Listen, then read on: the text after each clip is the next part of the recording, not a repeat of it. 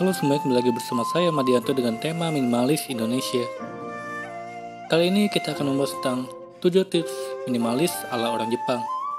Less is more, filosofi yang berasal dari ajaran Zen ini sedang menjadi tren. Bagaimana tidak, filosofi yang menjatuhkan seni hidup minimalis atau sederhana ini mengajarkan banyak hal.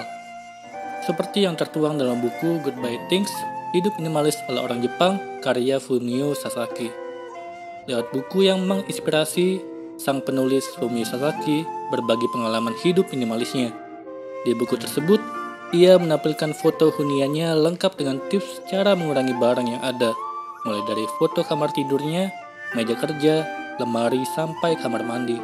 Tentunya akan langsung terasa manfaatnya seusai kita membaca kisah Fumio Sasaki di buku Goodbye Things, Hidup Minimalis ala Orang Jepang. Misalkan kita jadi tersadar bahwa selama ini kita terjebak dalam pola hidup konsumtif.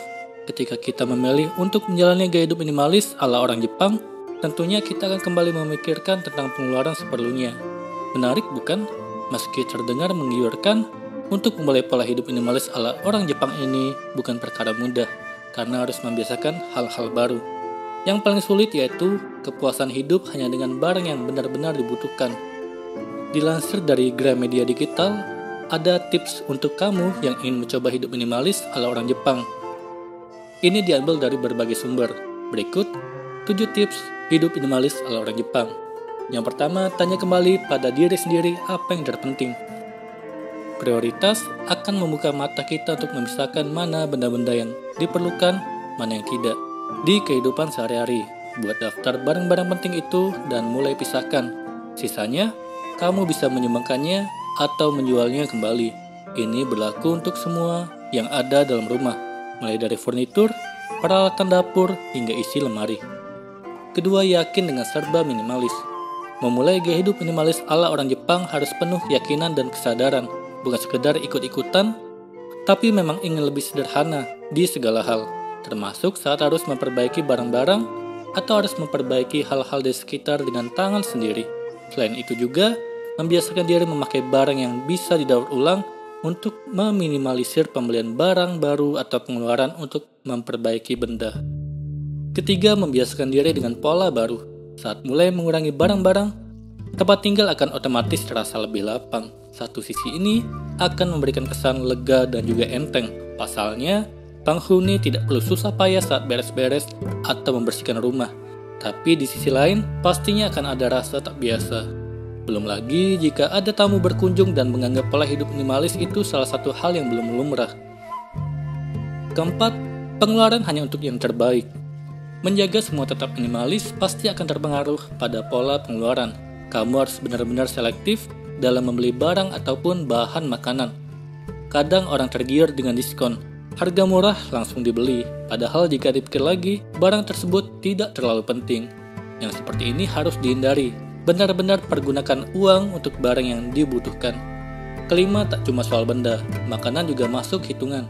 Mengurangi makan di luar dan belanja masak di rumah tak ada salahnya. Tips untuk pemula, belajar untuk membuat makanan simple, yang sekali konsumsi langsung habis. Mulai juga belajar mengenali sayur-sayuran yang baik, untuk kesehatan yang bisa diolah dengan mudah. Belajar juga untuk mengetahui harga-harga di pasar. Dijamin kamu akan belajar banyak hal baru. Keenam, minimalis juga berpengaruh pada gayamu. Seperti yang ada di poin pertama, bahwa menjadi minimalis tentu akan melibatkan semua aspek di kehidupan, termasuk jumlah baju.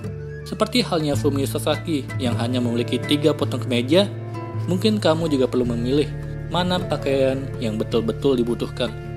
Merasa kesulitan untuk yang satu ini? Tandanya kamu perlu buka-buka lagi referensi gaya agar tetap terlihat menarik meski dalam balutan pakaian serba minimalis. Ketujuh, buka tabungan untuk menyisihkan pendapatan.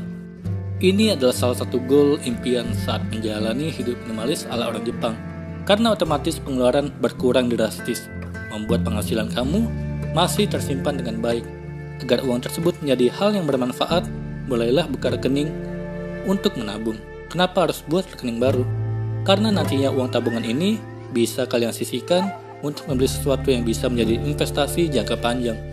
Bisa dipisahkan untuk uang yang sudah dialokasikan untuk berlibur atau untuk kegiatan refreshing lainnya.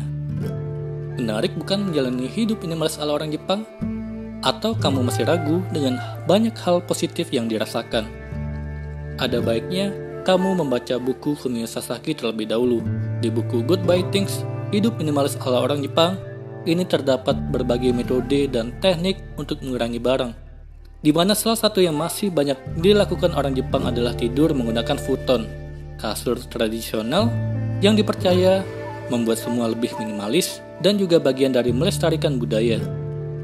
Perubahan yang dialami dalam proses mengurangi barang pun juga dibahas secara aspek psikologis, serta apa saja hal positif dan rasa bahagia yang dirasakan. Penasaran dengan isi bukunya? Silakan dibeli di toko buku terdekat seperti di Gramedia. Kali ini kita akan membahas tentang minimalis yang sesungguhnya. Suatu hari, seseorang melihat seekor kucing minum air dari kolam. Dia kemudian menyadari bahwa kucing itu ketika haus hanya minum secukupnya, tidak lebih, tidak kurang, tapi persis dengan jumlah yang dibutuhkan. Kucing itu tidak membebani dirinya sendiri dengan minum berlebihan, karena itu hanya akan menghambat pergerakannya. Juga tidak mengurangi porsi minumnya, karena akan menyebabkan dehidrasi. Berbeda dengan manusia yang cenderung sering mengkonsumsi banyak sehingga lebih dari yang mereka butuhkan, kita mungkin tidak minum air secara berlebihan, tapi kita sering membebani diri kita dengan segala jenis material, harta benda, membeli lebih dari yang kita butuhkan untuk tetap hidup dan berkembang. Konsumerisme datang dengan harga yang mahal. Karena itu banyak orang yang mau bekerja dengan sekeras mungkin demi mengejar harta benda yang tak terhingga, sehingga mengubur diri mereka sendiri dalam jurang keuangan yang dalam dan menyebabkan keangkuhan hingga keegoisan yang muncul dari sifat alami manusia yang cenderung serakah.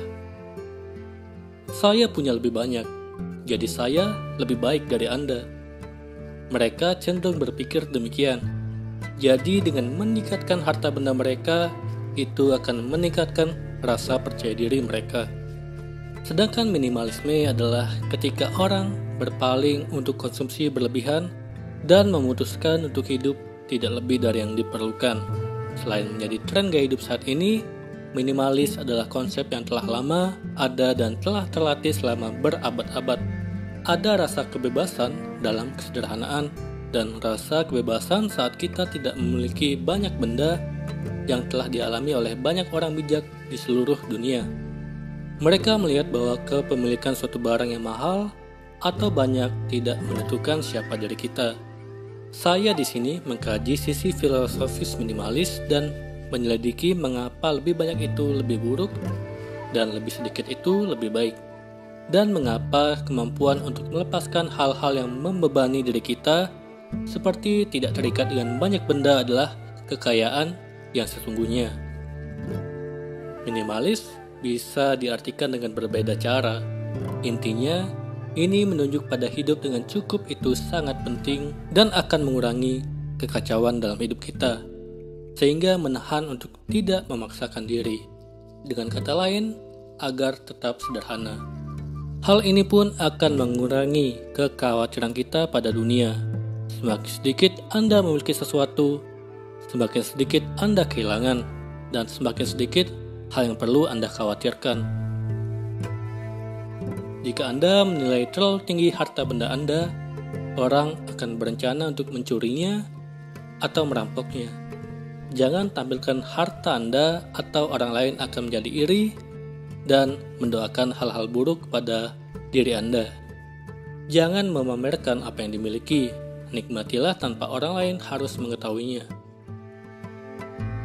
Memiliki banyak harta membutuhkan banyak hal untuk dilindungi.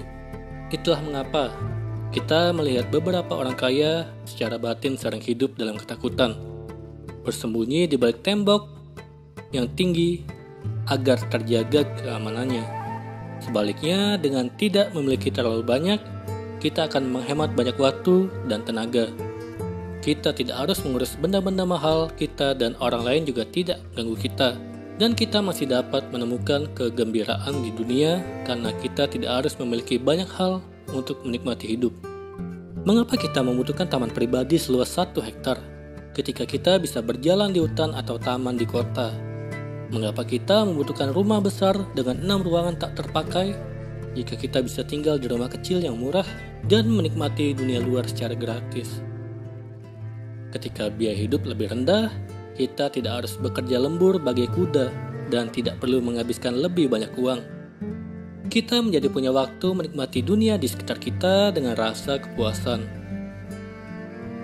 Bukankah itu arti dari kebebasan? Jadi, apa yang sebenarnya kita butuhkan? Sangat menyenangkan memiliki sedikit. Dalam minimalis, seseorang melepaskan hal yang konvensional, gagasan tentang kekayaan dan status. Kekayaan yang terletak di dalam dan demi status sosial tidak hanya memerlukan kemewahan. Itu juga sulit untuk didapatkan, mudah hilang, dan di luar kendali dari diri kita. Sebaliknya, kaum minimalis memilih untuk hidup sederhana karena mereka tahu bahwa kemampuan untuk melepaskan semua barang yang ada di dunia ini adalah hal yang benar. Kekayaan terletak dalam kegembiraan hidup yang sederhana dan mudah.